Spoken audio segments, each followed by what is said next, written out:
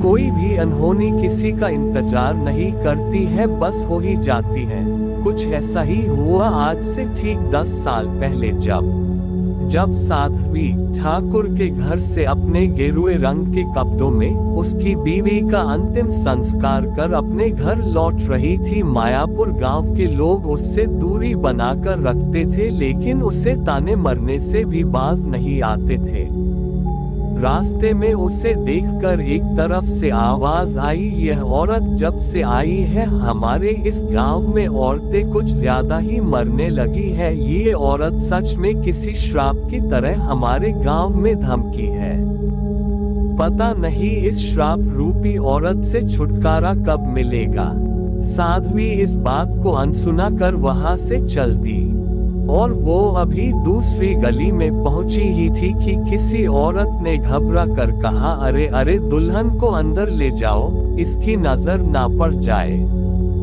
ये मनहूस है, कहीं अपनी मनहूसियत हम सब पर ना लगा दे। इसकी तो परछाई भी जिस पर पड़ जाए उस पर मानो ग्रहण लग जाए। साध्वी बिना किसी को देखे अपनी नजरें झुकाए चुपचाप बस चलती रही।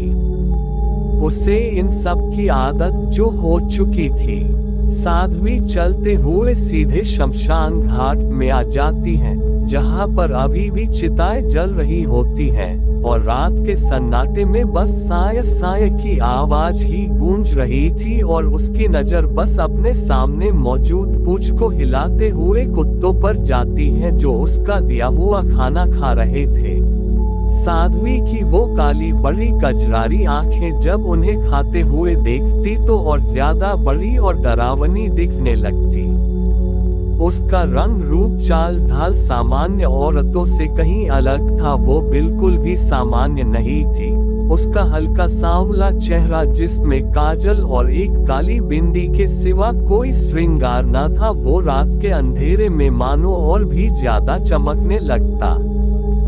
गेरुआ रंग का कपड़ा उसके बदन को इस तरह से ढका हुआ था कि उसमें उसके शरीर के किसी भी अंग को बाहर की आबो हवा ना लग पाए। जिस तरह से वो पैर की आहट को पहचानती थी, ऐसा लगता जैसे उसे पता हो कि अब आगे क्या होने वाला है, जैसे उसके अंदर एक अलौकिक शक्ति हो महसूस करने की। और हुआ भी ठीक वैसा ही। अचानक से कुत्तों ने खाना छोड़ भौंकना शुरू कर दिया और कूड़े के ढेर को अपने पंजे से बिखेरने लगे। जैसे जैसे कूड़ा बिखरता मौसम एक खौफनाक सी करवट लेने लगता। अचानक से आसमान का रंग काला पड़ने लगा, हवाएं कुछ तेज सी होने लगी। साध्वी कुछ महसूस करने की कोशिश कर ही रही थी, तभी उससे किसी बच्ची के रोने की आवाज सुनाई पड़ती है। साध्वी उस आवाज को सुन भौचक्की रह गई। असमंजस में उसने इधर उधर देखा तो वहां पर कोई भी नहीं था। उसने अपनी नजर उस बच्ची पर डाली जो शमशान के कूड़े पर पड़ी हुई थी। साध्वी ने उस बच्ची को उठाया और धीरे से कहा, कौन है ये तू और कौन तुझे ऐसे यहाँ छोड़कर चला गया? उसके बच्ची के मुंह से कपड़ा हटाते ही कुत्तों ने रोना शुरू कर दिया और बुरी तरह से रोते हुए ही वो सारे अचानक से वहां से भाग गए। बच्चे के चेहरे पर और बदन पर कुछ ज्यादा ही घाव थे जो खुद से अपने आप ही भर रहे थे। साध्वी जादुई विद्या जानती थी, जिस कारण उसे समझते देर ना लगी और वो समझ गई कि यह बच्ची कोई साधारण नहीं है। उसने आसमान की ओर देखा। कौवे बच्ची के ऊपर घेरा बनाकर घूम रहे थे। उन्हें देख ऐसा लग रहा था जैसे वो उस बच्ची की बोटी बोटी नोच कर उसे खा लेना चाहते हैं। ऐसा लग रहा था जैसे अब कभी इस मायापुर गांव में खुशियां लौटकर वापस नहीं आएंगी और ये गांव हमेशा हमेशा के लिए ऐसे ही अंधेरे में कैद होकर रह जाएगा। साध्वी वहां से चली गई, मगर एक साया उसे वहां से जाते हुए देख रहा था। बड़ी ही खौफनाक थी उस साये की आंखें जो अंगारे की तरह दहक रही थी। साध्वी ने लड़की को देखकर और काफी ठंडी मगर धीमी आवाज में कहा, जो मूर्ख तुझे मरा हुआ सोचकर यहाँ छोड़ गया। उसे नहीं पता कि तुझे कोई साधारण इंसान छू तक नहीं सकता और तू उन सब से काफी अलग है। मृगांका बच्ची को गोद में लिए घर की तरफ बढ़ने लगी। कुछ अजीब तो था उस बच्ची के चेहरे में, जिसने साध्वी जैसी बेखौफ दिखने वाली औरत को भी कुछ देर के लिए भयभीत कर दिया था और उसके चेहरे पर एक भय ने जगह ले ली थी। अचानक ही सारे कौवे जो अब तक मंडरा रहे थे वो अचानक से गायब होने लगे और ऐसा लगा जैसे वो थे ही नहीं। काले बादल छटने का नाम नहीं ले रहे थे और पूरे गांव में अंधेरा गहराने लगा। मायापुर के लोग मौसम से बचने के लिए घर के अंदर भाग रहे थे। साध्वी ने बच्ची को अपनी चुन्नी में ढका और तेजी से घर की तरफ बढ़ने लगी। साध्वी घर के अंदर पहुंचते ही उसने सट से चिटकने लगा दी। उसने लड़की के शरीर और मुंह से कपड़ा हटाया। लड़की के बाकी घाव भी भर चुके थे और उसके शरीर पर किसी भी घाव का कतरा तक नहीं था, जिसे देख साध्वी को कोई हैरानी नहीं हुई। साध्वी ने बच्ची को जमीन पर रखा और खुद से ही बातें करते हुए बोली, मुझे तुझे सबकी नजरों से बचा कर रखना होगा। मैं तुझे ऐसे ही सबके सामने आने नहीं दे सकती हूँ। ये कहते ही एक नजर सारे घर में घुमाए, फिर उसने पुराना कला ताबूत खाली किया और बच्ची को उसके अंदर छुपा कर रख दिया। साध्वी का घर छोटा सा था और गांव से थोड़ा दूरी पर था, जहां पर सिर्फ और सिर्फ जंगल ही जंगल था। उसे ये तो पता था कि यहाँ उसके घर में बच्ची को कोई खतरा नहीं है, लेकिन उससे आने वाला संकट भी साफ दिख रहा था। पर वो खतरा इस बच्ची के लिए था या इस बच्ची से औरों को था, यह अभी एक पहेली ही थी अभी उसके लिए।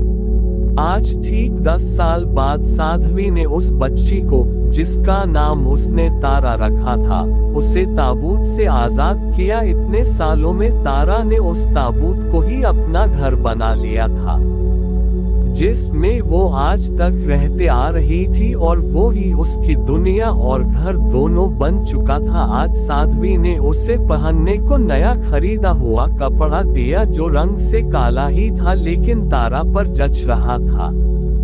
साध्वी ने उससे ऊपर से नीचे तक एक नजर देखा और थोड़ी गंभीर आवाज में कहा, तुझे मैं बाहर लेकर जा रही हूँ, लेकिन मेरे साथ ही रहना, कहीं भी जाना नहीं, ना ही किसी से ज्यादा बातें करना। आगे कोई पूछे कि कौन हो, कहना साध्वी मेरी माँ है, बस। इससे ज्यादा एक शब्द भी नहीं। ये बोलते हुए ही साध्वी की आवाज थोड़ी कठोर होती है।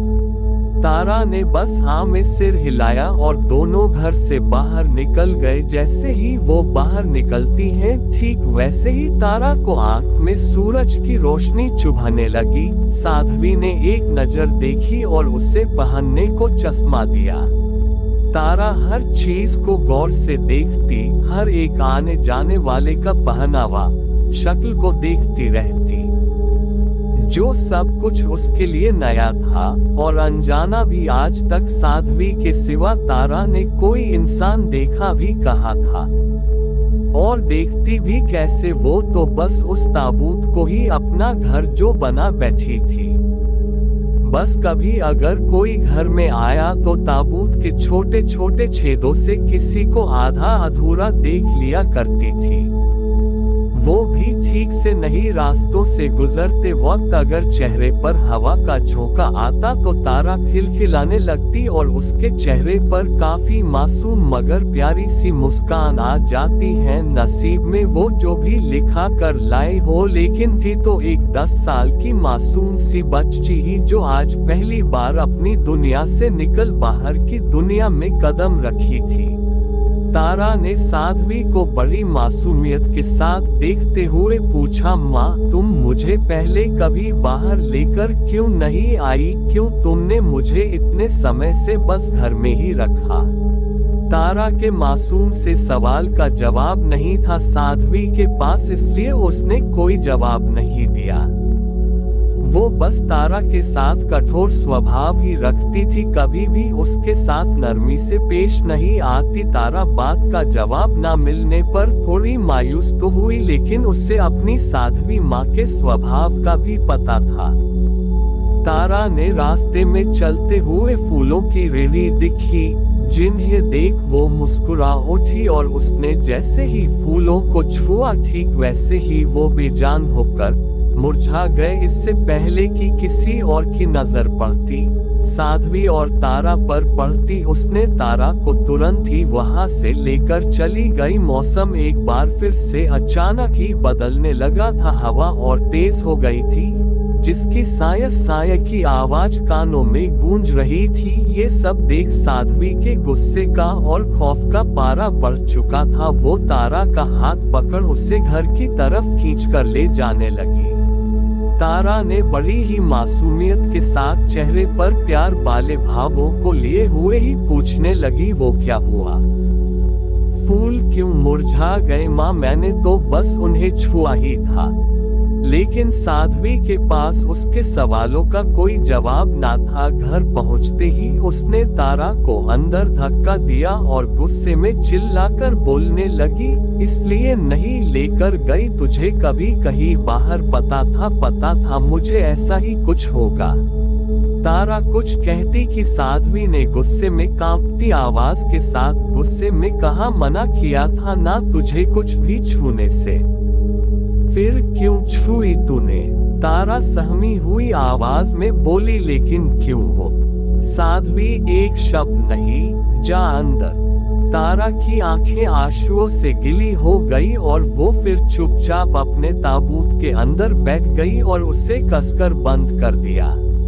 शाम हो चली थी। साध्वी ने तारा को आवाज दी और बाहर के कमरे में आने को बोली। तारा सहमे हुए कदमों से चलते हुए आई और वही बिछी चटाई पर बैठ गई। साध्वी ने उसे शाम का नाश्ता दिया और कहा, अच्छे से खा ले, रात में मुझे कहीं जाना है, खाना नहीं बनेगा, इतने में ही काम चलाना होगा। तारा ने नाश्ते की थाली हाथ में लेते हुए काफी मासूम सी आवाज में बोली, सॉरी माँ, माफ कर दो, मुझे लगता है कि मैं ताबूत में ही ठीक हूँ और मेरा ताबूत में रहना ही सही है।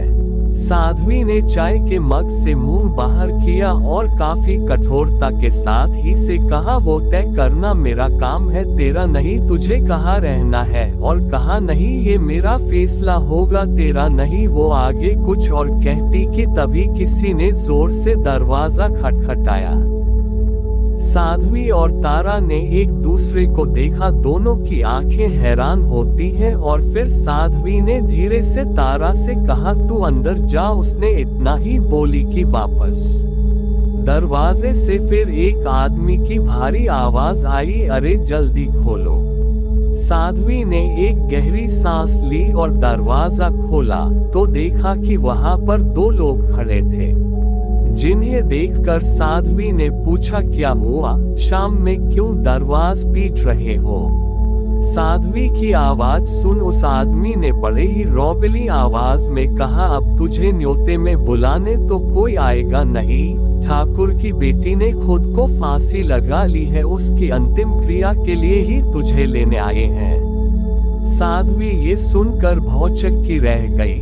वो सोचने लगी कि अचानक ये क्या हुआ और बोली, लेकिन क्यों, कैसे? वो तो अभी बस कुछ 10 साल की रही होगी ना वो? आदमी ने फिर बेढंगे तरीके से कहा, हाँ शायद, अब जल्दी चलेगी या तेरे लिए पालकी मंगवाओ।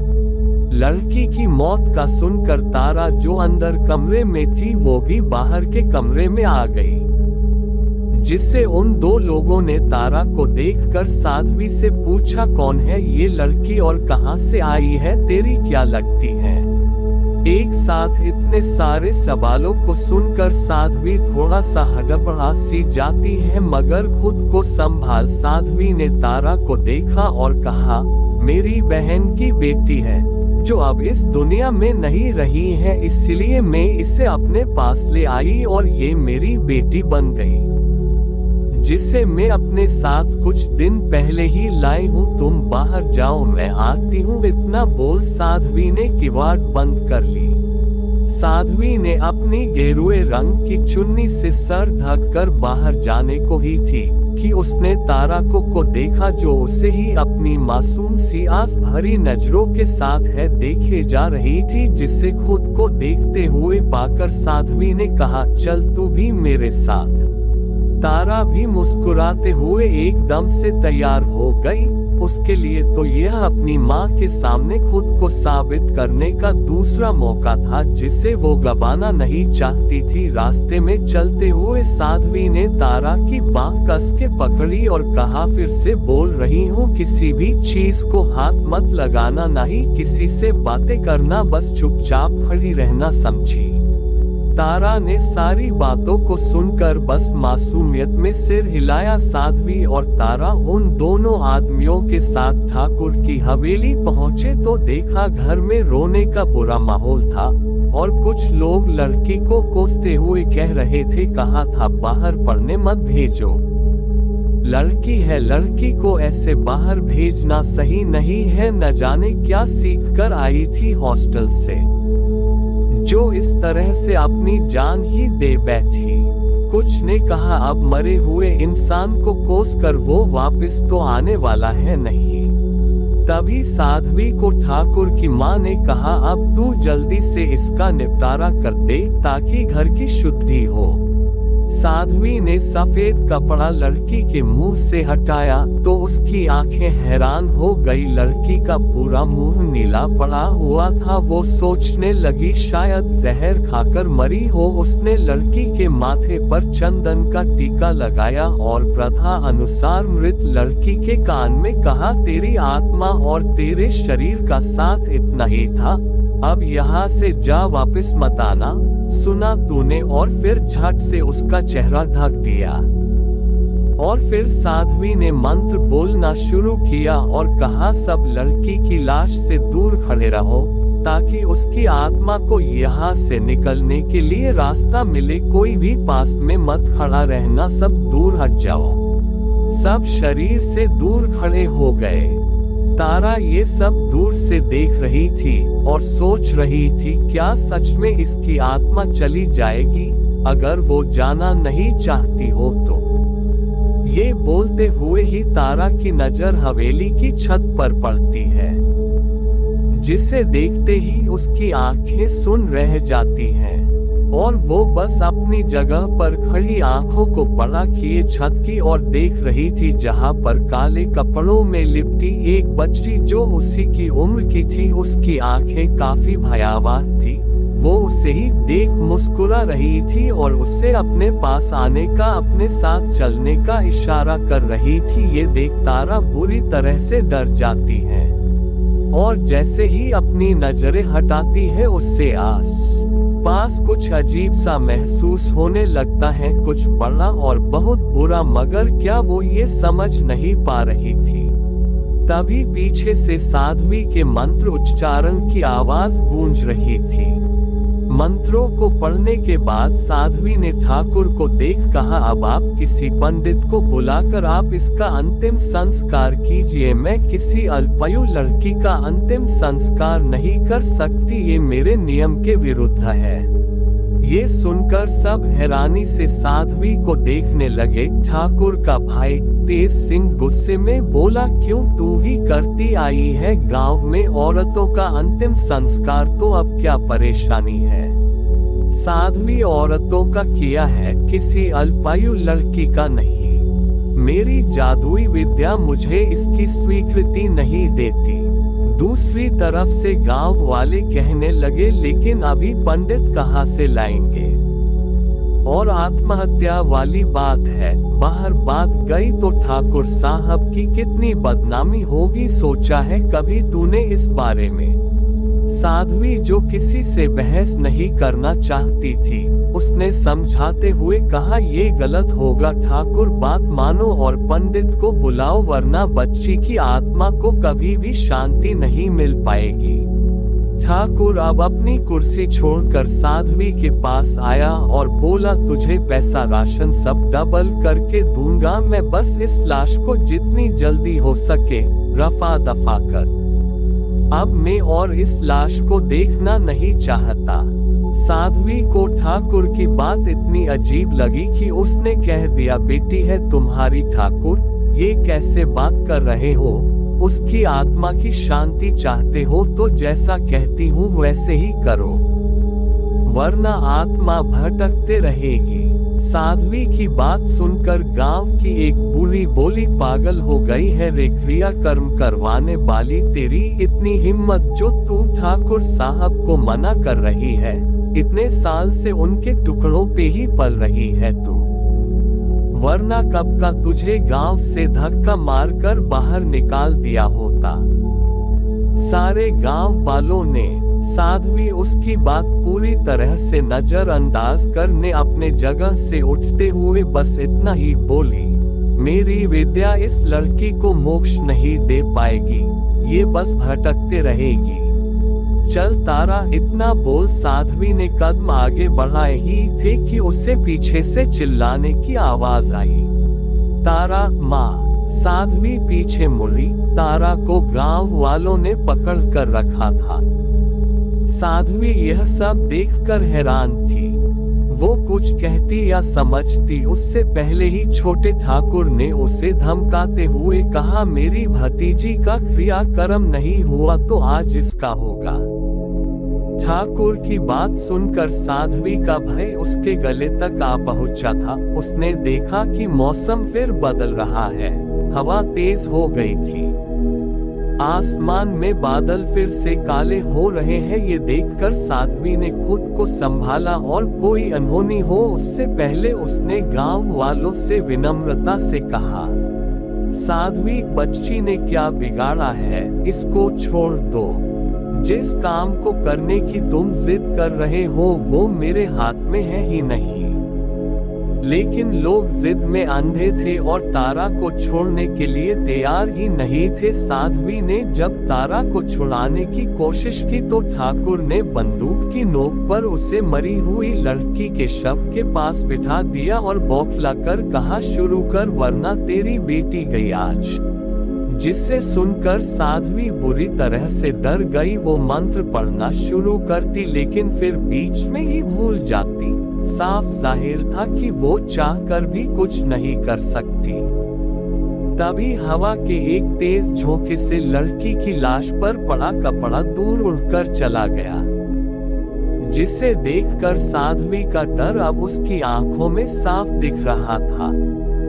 ठाकुर का बेटा रमन जो कुछ 20 साल का था और दिल्ली में पढ़ रहा था, ठाकुर को बोला, डैड छोड़ दीजिए लड़की को, बच्ची है वो, पंडित को बुलवा लेते हैं। आप तो रीति रिवाज मानते हैं तो क्यों जिद कर रहे हैं। बोलते हुए रमन थोड़ा भावुक हो उठता है, लेकिन ठाकुर ने उसकी एक नहीं सुनी। वो तो बस चाहता था कि बात यही गांव में दबकर रह जाए। लेकिन क्यों? बेटी तो उसकी अपनी ही थी। कहीं बेटी की मौत के पीछे भी कोई राज तो नहीं जिसे वो छुपाना या दबाना चाहता है। इतिहास गवाह है कि विधि के विधान को जिसने भी बदलने की कोशिश की है उसने प्रलय को न्योता दिया है। शायद आज इस गांव में कोई प्रलय आने वाला था जो सबको अपने साथ समेट लेकर जाने वाला था। वही दूर एक अंधेरी दुनिया में काले साए मंडरा रहे थे, जहां पर सिर्फ अंधेरा ही अंधेरा था और अंधेरे के सिवा वहां पर लोगों के रोने के, चिल्लाने के, चीखने की आवाजें आ रही थी। कुछ लोग जिनका पूरा शरीर काले कपड़ों से ढका था वो हाथ में चाबुक लिए लोगों को बुरी तरह से पीट रहे थे और इतनी बेदर्दी से कि उससे बयान कर पाना मुश्किल था। तो वही एक लड़की उस अंधेरे की दुनिया से बाहर भागने की कोशिश कर रही थी। वो बस उस जगह से भाग जाना चाहती थी, खुद को बचा लेना चाहती थी इन शैतानों से, मगर वो जितनी कितनी भी कोशिश करती बाहर जाने की, रास्ता तलाशने की, मगर सब बेकार था। वो चाहकर भी उस अंधेरे की कले दुनिया से बाहर ही नहीं निकल पा रही थी। और लोगों के चीखने चिल्लाने की आवाज सुनकर वो अपने दोनों कानों को अपने दोनों हाथों से ढक लेती है।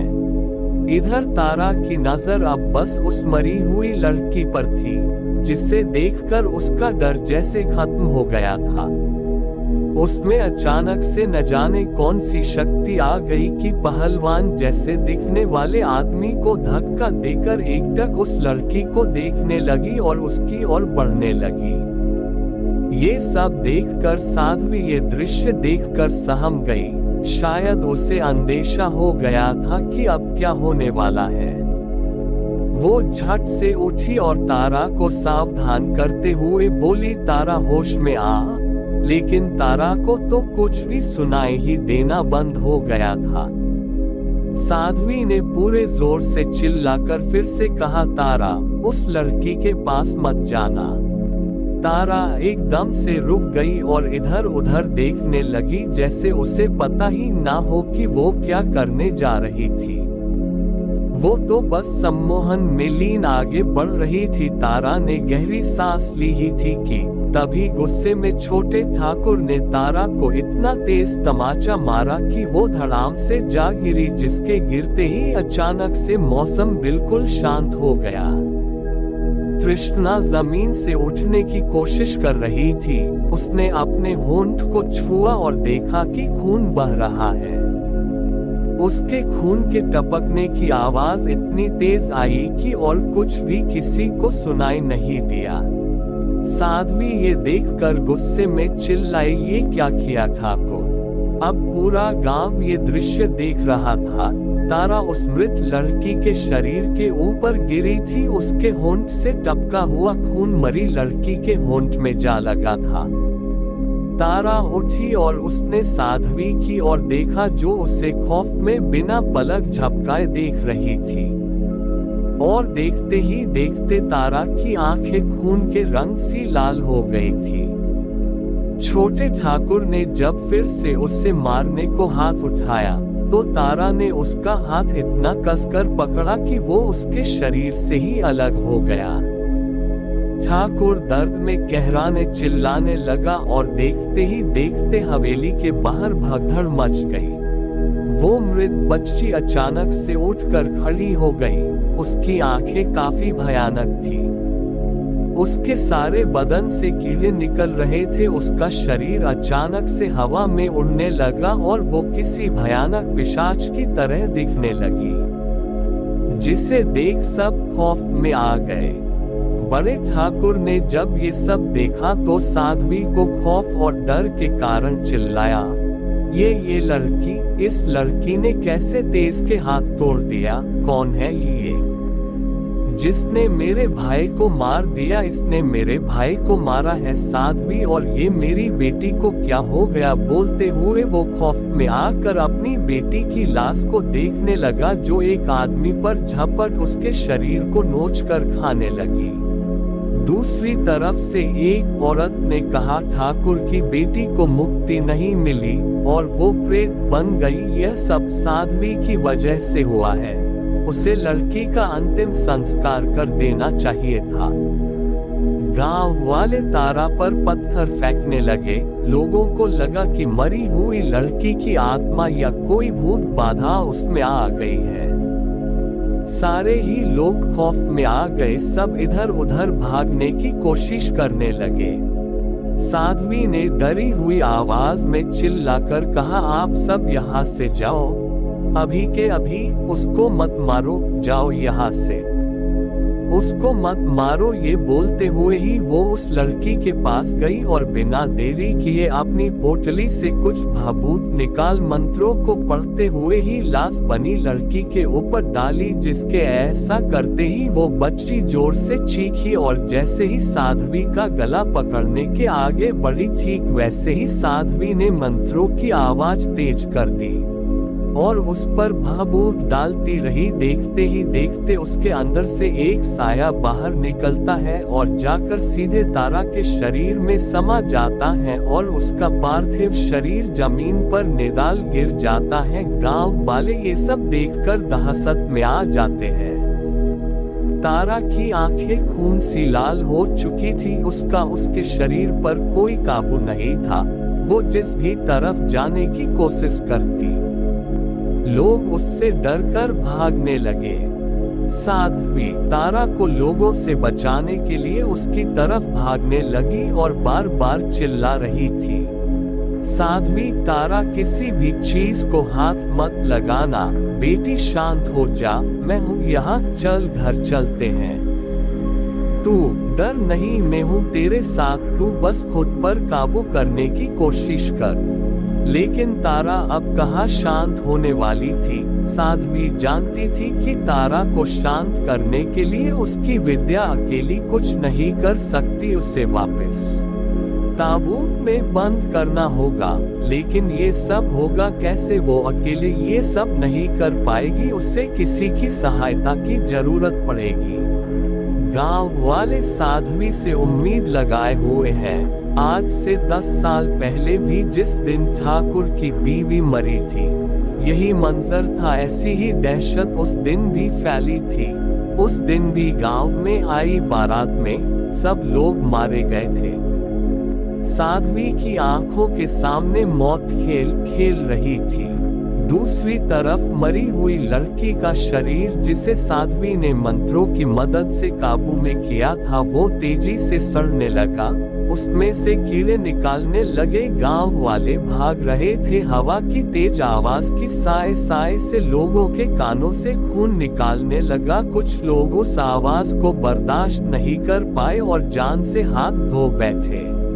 ठाकुर के बेटे रमन ने तारा के सामने जाने की कोशिश की, लेकिन उसे देख वो इतना तेज चिल्लाई कि ठाकुर भय के कारण अपनी माँ और रमन को लेकर जीप में भाग गया।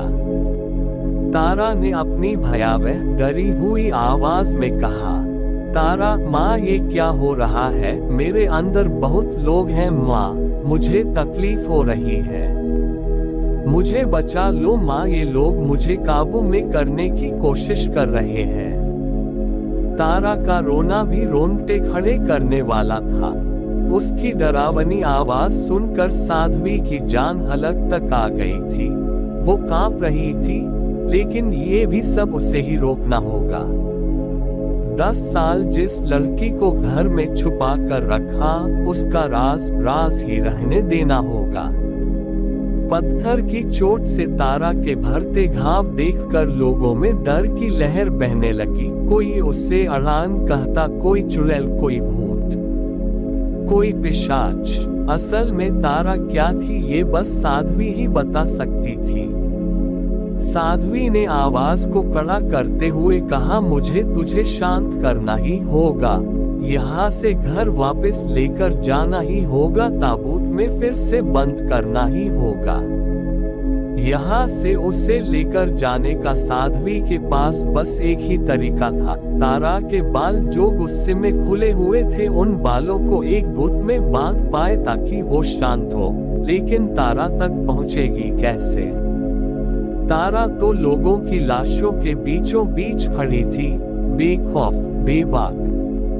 साध्वी खौफ में तारा की तरफ देखे जा रही थी। वो धीरे धीरे डरे हुए लोगों को वहां से हटाने की कोशिश कर रही थी। तारा को कुछ भी समझ में नहीं आ रहा था कि उसके साथ क्या हो रहा है, क्या चल रहा है, क्यों उसे इतनी तकलीफ, इतना दर्द हो रहा है। वो चिल्लाती हुई साध्वी के पास आने की कोशिश कर रही थी, मगर वो उसके पास नहीं जा पा रही थी। तारा माँ, मैंने किसी को नहीं छुआ, तुमने जैसा बोली मैंने वही किया। माँ मुझे ले चलो, मैंने किसी को कुछ नहीं किया, मैं कुछ भी नहीं किया। लेकिन तारा का उसकी तरफ चलकर आना भी साध्वी के लिए किसी खतरे की घंटी से कम ना था। तारा की आवाजें बदलती जा रही थी। उसके अंदर से एक साथ काफी सारी भयावह आवाजें आ रही थी। एक आवाज साध्वी से मदद की गुहार मांगती और बाकी की सारी आवाजें उसको मौत की धमकी देती। तारा साध्वी को देख जोर से चिल्लाए, अगर पास भी आई ना तो ये नहीं बचेगी। साध्वी बुरी तरह से डर गई और वो भय में थी, लेकिन अभी उसके लिए ज्यादा जरूरी बचे हुए लोगों को वहां से निकलना था। आसमान में बिजली की कड़कड़ाहट और तेज हवा से हवेली की हिलती खिड़कियां लाशों को भी भयभीत कर देने वाली थी। लोग चिल्ला रहे थे, साध्वी से मदद की गुहार कर रहे थे। गांव वाले हमें बचा ले, हमें बचा ले, साध्वी इसे शांत कर, किसी भी तरह से इसे शांत कर वरना सब खत्म हो जाएगा। तारा ने एक नजर एक गांव वाले को देखा और उसकी आंख सुलगी हुई आग की तरह लाल हो गई। तारा गुस्से से चिल्लाते हुए, मुझे शांत कराएगा? भूल गया कैसे मुझे नींद से उठा उठा कर मारा करता था तू? किस तरह मेरे साथ जबरदस्ती किया करता था तू? ये सुनकर वो आदमी खौफ में वहां से भाग ही रहा था कि तारा के गुस्से के प्रकोप ने उसे झांसे में ले लिया और मार डाला। वो आदमी बेहद ही बुरी मौत मारा गया। फिर तारा के अंदर से एक डरी सहमी हुई आवाज आई। तारा दर्द में झटपटाते हुए मासूम पीड़ा से लिप्त आवाज में बोली, मुझे बचा लो माँ, मुझे बचा लो, मुझे बहुत दर्द हो रहा है, मुझे बहुत तकलीफ हो रही है, मुझे बचा लो। साध्वी ने चारों तरफ देखा और फिर अपनी गेरुए घाघरे की जेब से एक पोटली निकाली। पोटली को देखते ही तारा, जो अभी तक समझ रही थी सब कुछ खत्म कर ही यहाँ से जाएगी, अचानक से डर गई और गुस्से में साध्वी की तरफ बढ़ने लगी। वो इतने गुस्से नजर आ रही थी जैसे वो साध्वी की आज जान ही लेकर रहेगी। तारा बड़ी ही डरावनी आवाज में, मुझे काबू में करेगी तू मुझे? इतनी जुर्रत तेरी, देख अब मैं क्या करती हूँ। और ऐसा कहते ही उसके अंदर की सताई हुई आत्मा ने तारा को हवा में उछालना शुरू किया, उसे चोट देना शुरू कर दिया। तारा के अंदर की एक आवाज साध्वी से उसे बचाने की गुहार लगाती, लेकिन दूसरी आवाज तारा को खत्म कर देने की धमकी देती, उसे प्रताड़ित करती। साध्वी ने गुस्से से तारा की ओर देखा और बुलंद आवाज में बिना डरे कहा, साध्वी तू जो भी है मुझे डरा नहीं सकती, ना मेरी बच्ची का बाल भी बांका कर सकती है। तू उसे किसी भी तरह की कोई चोट नहीं दे सकती है। और ऐसा कहते ही साध्वी ने हवा के सहारे लटके हुई तारा के इर्द गिर्द मंत्रों को पढ़ते हुए ही राख की रेखा बनाई। तारा के अंदर की आवाजें उस पर और हावी हो गई, लेकिन वो उसे कुछ करती उससे पहले साध्वी मुट्ठी भर राख लेकर तारा के ऊपर फेंक मारी, जिसके ऐसा करते ही तारा जोर से चिल्लाई और कभी अपनी आवाज में, कभी अंदर से आ रही 4-5 आवाजों में जो उसे काबू करने की कोशिश कर रही थी। कुछ गांव के लोग भागते हुए ये दृश्य देख अचानक से रुक गए। तारा ने गुस्से में उन्हें देखा और बिखरी हुई लाशों को अपनी जादुई विद्या से गलाना शुरू कर किया। लेकिन उससे पहले कि पूरा गांव सड़ी हुई लाशों की बात से बेहोश हो गया, साध्वी ने मदन की ओर देखा जो शमशान में काम करता था, और उससे हर लाश को आग लगा देने को कहा। मदन, जो ये सब देखकर खौफ और असमंजस में था, कुछ देर के लिए एकदम सुन्न कर पड़ गया, लेकिन साध्वी के पास अभी उसको कुछ समझाने या बतलाने का वक्त न था। उसने चिल्लाकर कहा, साध्वी आग लगा सारी लाशों को, एक भी बचनी नहीं चाहिए। अगर एक भी लाश या उनका कोई अंग बच गया तो पूरे गांव के लिए संकट हो सकता है। साध्वी का इतना बोलना था और मदन के अंदर हिम्मत आ गई। उसने जलती हुई लड़की उठाई और एक एक कर लाशों में आग लगाना शुरू कर दिया। ऊपर छत की दीवार पर बैठी वो भयावह बच्ची ये सब अपनी आंखों से होते हुए देख रही थी। पास ही एक काला साया था जो किसी को नजर नहीं आ रहा था, ना ही उसकी आंखें नजर आ रही थी। इस मौत के मंजर को देखकर, इस हो रही तबाही को देखकर शैतानों की तरह मुस्कुरा रहा था। उसकी हंसी बेहद ही खौफनाक थी, मगर वो किसी को सुनाई नहीं देती है। वही दूसरी तरफ ठाकुर अपनी माँ और बेटे रमन और अपने चचेरे भाई शिवाय के साथ जीप में वहां से दूर निकल चुका था, लेकिन रमन की नजर अब भी हवेली की तरफ ही थी। रमन की आंखों के सामने जो भी घटित हुआ वो उस पर यकीन नहीं कर पा रहा था। ये सब उसके लिए आश्चर्यजनक था, जिस पर उसे अब भी भरोसा नहीं हो रहा था। एक लड़का जिसने अपनी लगभग पूरी पढ़ाई बाहर ही की है और उसने कभी भी इस तरह का माहौल नहीं देखा, वो इस तरह की बातों में भला इतनी आसानी से कैसे यकीन कर लेता। मगर जो आज उसकी आंखों ने देखा उसे वो झुठला भी नहीं सकता था। उसको रह रह के अपनी बहन सपना का चेहरा याद आ रहा था। उसकी आंखें अब तक गीली थी, उसके आंसू ठीक से सूखे भी नहीं और ये सारा हादसा हो गया। और तो और उसके चाचा भी मारे गए। लेकिन सपना के साथ ऐसा क्या हुआ वो ये समझ पता उससे पहले अंतिम क्रिया वाले हादसे ने सबको हिलाकर रख दिया।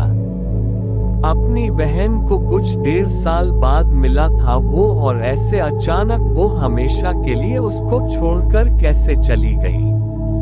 एक 10 साल की लड़की की मौत में दूसरी 10 साल की लड़की ने जो भी प्रलय मचाई है और उसके अंदर जो आत्मा ने घुसकर तबाही मचाई है, उसका जवाब कैसे और कहां से ढूंढे।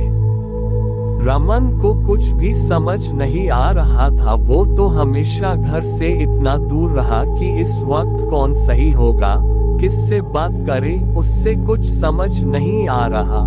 ये उलझती गुत्थी कैसे और कौन सुलझाएगा, ये तो अब वक्त ही बता सकता है, जिसे शायद ही किसी ने जाना हो। क्या कोई है जो इस उलझती हुए गुत्थी को सुलझा पाएगा? क्या कोई जानता है मायापुर में जो घटना घटित हो रही है उसके पीछे का कारण क्या है? रमन बार बार अपनी दादी को पूछ रहा था कि अम्मा उस लड़की को क्या हुआ था, सपना की लाश ऐसे कैसे, लेकिन वो आगे बोलता उससे पहले छोटे ठाकुर की मौत से बिलखी दादी ने उसे चुप करा कर भारी आवाज में कहा, अम्मा चुप कर और पीछे देखना बंद कर। न जाने कौन से शमशान की डायन को लाई थी साथ में, जो उसने मेरे छोटे बेटे को खा गई, आधे गांव वालों को खा गई, पूरी हवेली को शमशान बना दिया। पता नहीं वो कौन सी मनहूस घड़ी रही होगी जब वो बच्ची ने जन्म लिया होगा, दुनिया में कदम रखी होगी। ऐसी मनहूस औलाद को तो जन्म लेते ही मर जाना चाहिए।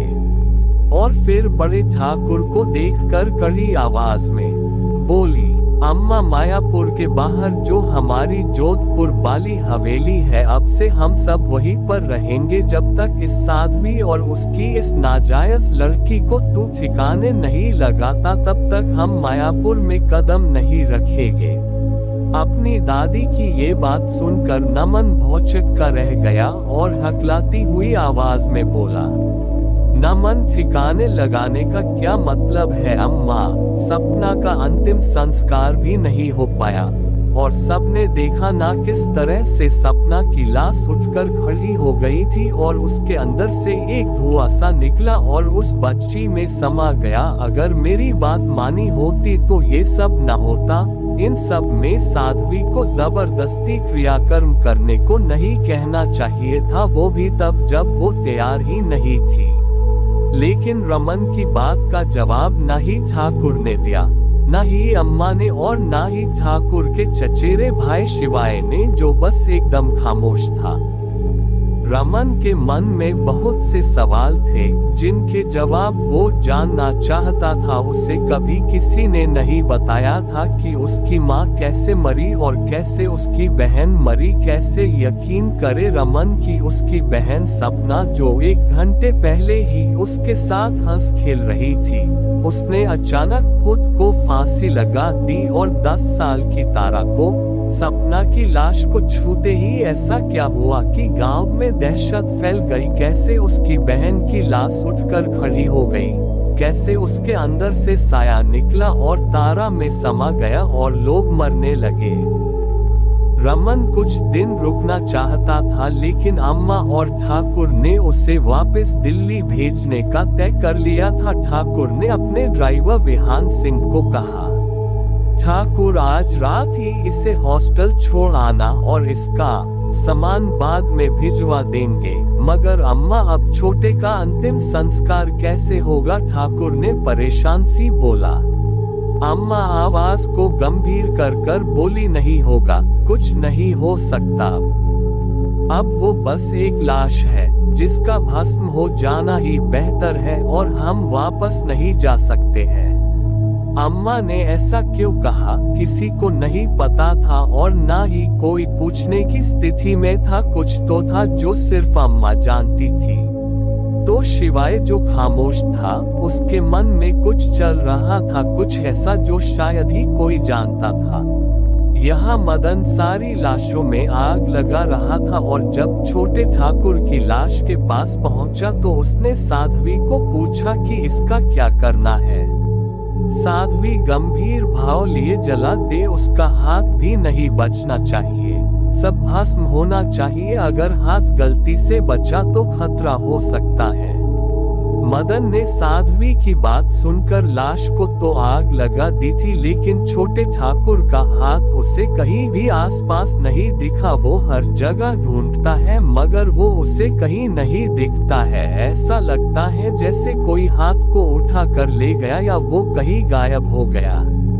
मगर सवाल ये था, छोटे ठाकुर का हाथ भला कौन लेकर जा सकता है? और कोई लेकर नहीं गया तो वो खुद कहाँ जा सकता है?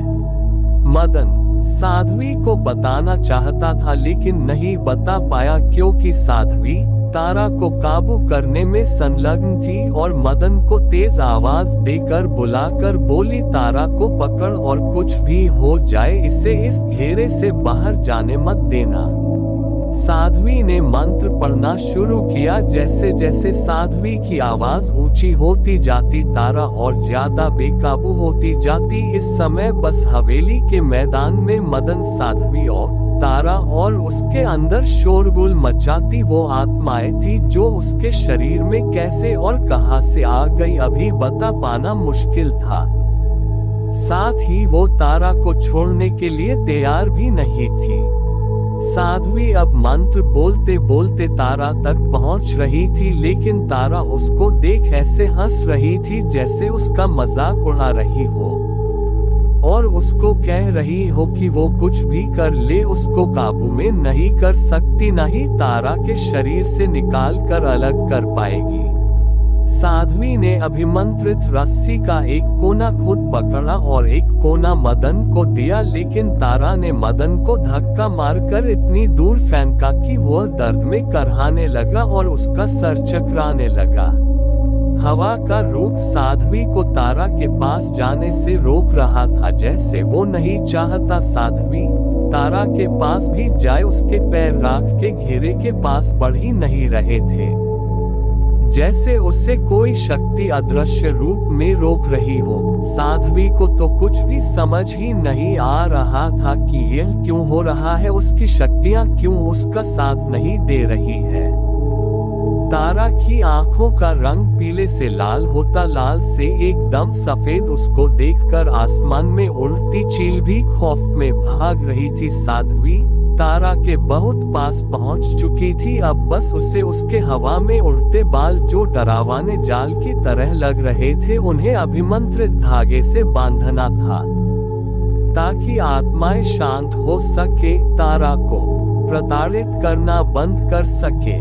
तारा अचानक से कुछ बड़बड़ाने लगी और उसकी आवाज इतनी कर्कश हो गई कि साध्वी और मदन के कानों के पर्दों को चीरने लगी। तारा के शरीर में अंदर की आत्माएं साध्वी के ध्यान को भंग करना चाहती थी ताकि वो तारा पर पूरी तरह से हावी हो सके, लेकिन उसको भी पता था कि उसने अगर ध्यान भंग किया तो उसकी अभी तक की सारी मेहनत खाक हो जाएगी और एक बार सारी आत्माएं तारा पर हावी हो गई तो वो हमेशा के लिए उसे खो देगी, जो वो करना नहीं चाहती है। भले ही उसने तारा को जन्म ना दिया हो मगर पाला तो उसने ही है और सबसे बचा कर इसलिए रखी ताकि कोई भी उससे क्षति ना पहुंचा सके। वैसे भी तारा को मामूली लड़की भी नहीं थी, उसमें कुछ तो अलग था जिसे समझना हर किसी के बस में नहीं था।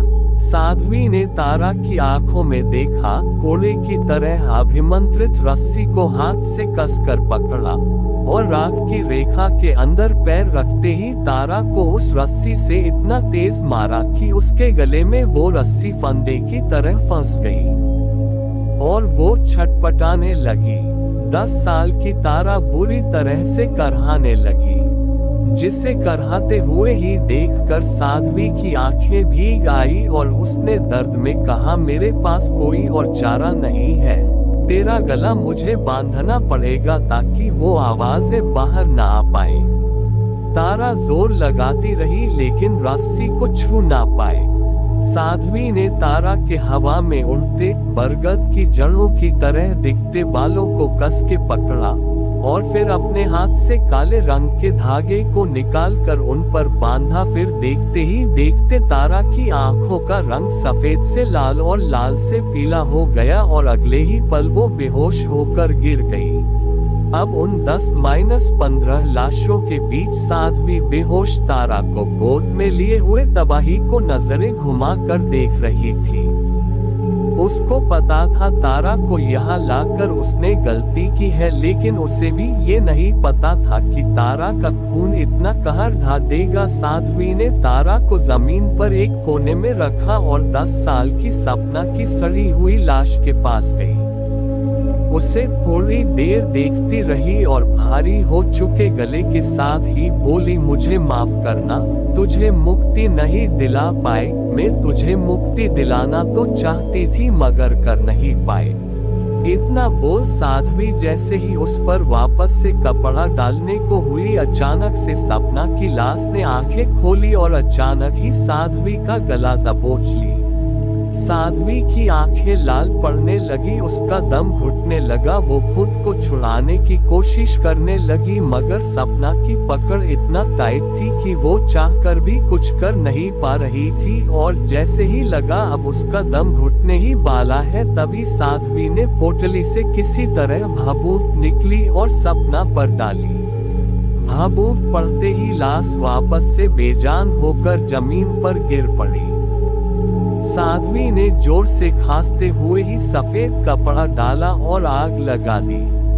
एक मौत के बदले इतनी मौतें हो जाएंगी, ये शायद मायापुर गांव के इतिहास में क्या किसी भी गांव प्रांत के इतिहास में कभी ना हुआ होगा जो आज इस जगह पर हुआ।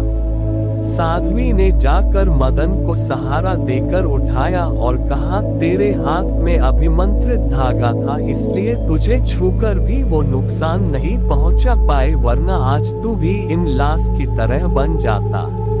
मदन ने साध्वी से पूछा, लेकिन मुझे समझ नहीं आया ये हुआ क्या? आधा गांव मौत के घाट उतर गया, ठाकुर हवेली छोड़कर चला गया, वो भी ऐसे समय में जब उसे गांव वासी के साथ होना था। मुझे सब कुछ बता, कुछ भी मत छुपा, सच जानना है मुझे। साध्वी ने ज्यादा ना बोलते हुए बस उससे ये कहा कि कुछ भी बताने से पहले वो इस बात की तह तक जाना चाहती है, लेकिन तब तक उसे यह बात अपने सीने में कैद कर ही रखनी होगी। साध्वी अब तारा के पास बढ़ने लगी। उसने तारा को ममता भारी नजरों से देखा और फिर उसके सर पे हाथ रखकर कहा, साध्वी, तू वो नहीं है जो मैंने सोचा था, लेकिन मैंने तुझे पाला है और तेरी रक्षा भी मैं ही करूंगी। मेरी गलती थी, मुझे तुझे सब बताना चाहिए था, मगर मैंने तुझे कुछ भी नहीं बताई, सारी गलती मेरी ही है। साध्वी ने पहली बार शायद नर्म होकर तारा को देखा था। पहली बार उसे एहसास हुआ कि उसे तारा को प्यार से संभालना होगा। अपनी चुन्नी को उसने तारा पर लपेटा, नन्ही 10 साल की बच्ची को गोद में लिया और अपने घर की तरफ बढ़ने लगी। उसके पीछे जलती की हुए लाशें धुआं होती रही। चील कौवों की आवाज के सिवा अब वहाँ कोई आवाज न थी। मदन भी मृगांका के साथ वहाँ से निकल गया। ठाकुर की सफेद हवेली धुएं में मटमैली हो गई थी, मगर वो लड़की अभी भी छत पर बैठी ये सारे नजारे को देख रही थी। कौन है आखिर ये लड़की, क्या संबंध है उसका हवेली से? ये बच्ची इतने भयानक दृश्य को देखकर भी भयभीत नहीं हुई। किसी और को वो दिखाई क्यों नहीं दी? क्या राज है उसका जो वो बस तारा को नजर आई?